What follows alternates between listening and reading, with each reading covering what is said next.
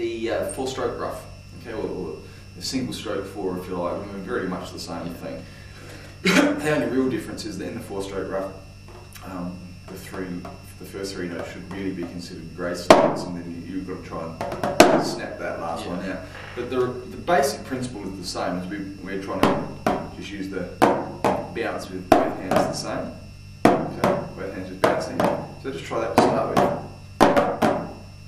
Good. So it's one action. Good. Let's try it with a bit of pull with the fingers out, so we get.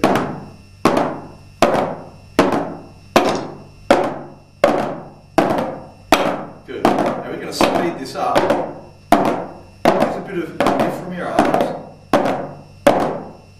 And for as long as you can, try and keep the sticks perfectly together. So we quicker now.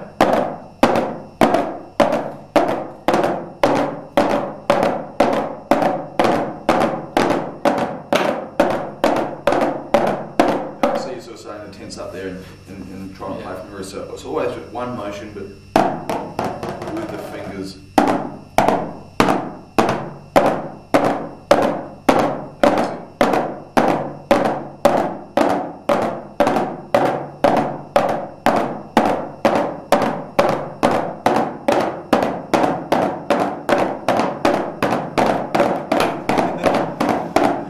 That's pretty good. You're straight in there, because when you're driving with your fingers, you're pulling all the way into the palm and really not letting it come away, so it looks like this, and it's snapping in there.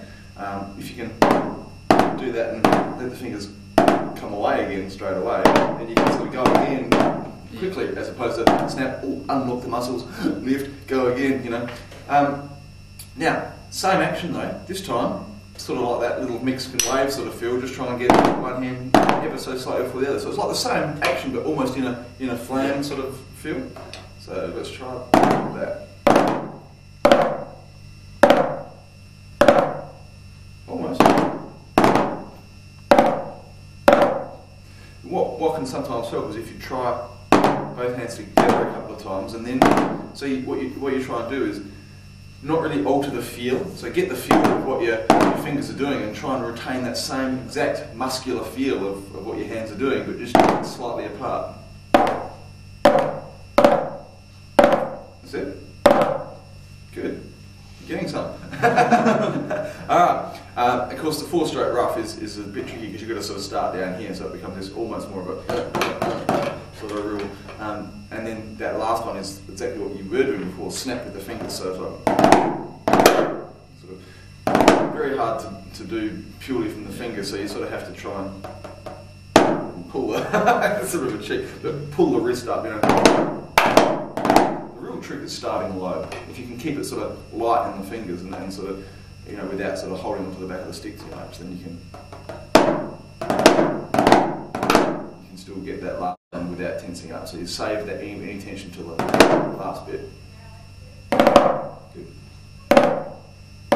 Okay, I think you're starting to try and play each one with the arm there. So as I say, you've got to keep it sort of loose and relaxed, because, you know, whether you're left-handed or right-handed, it doesn't make any difference, because if your strong hand is starting, which is always nice, and your weak hand has to do the snap, so and vice versa. So each one has its own benefit.